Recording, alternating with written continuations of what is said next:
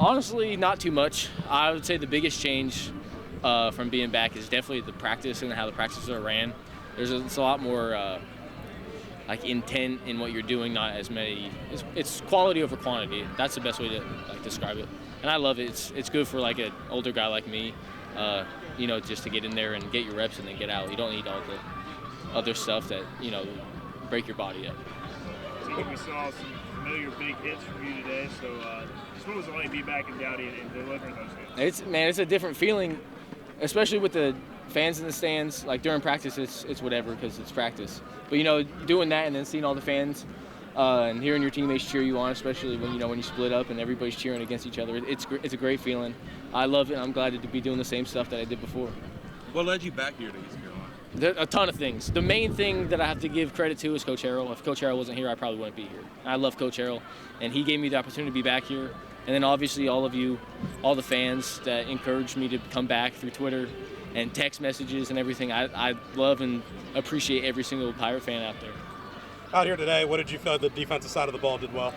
Defense, we didn't let up a bunch of big plays, which I'm very thankful for, and the explosive plays obviously is what's going to help or hurt you in a big game, and obviously the spring game, you're not going to run some crazy stuff. So it's good to see that with our base install that we can go out and stop a good offense that produces a lot of big plays, and I think that's what you've seen today.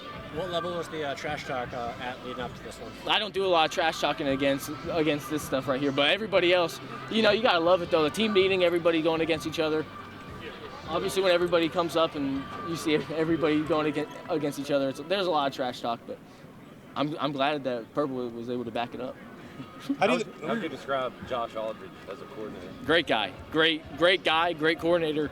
He recruited me out of Liberty when I was in high school, so I already had kind of a relationship with him. But real good dude and great mindset in football. He's what you want as a defensive coordinator. He's who you want to play for, and I love that.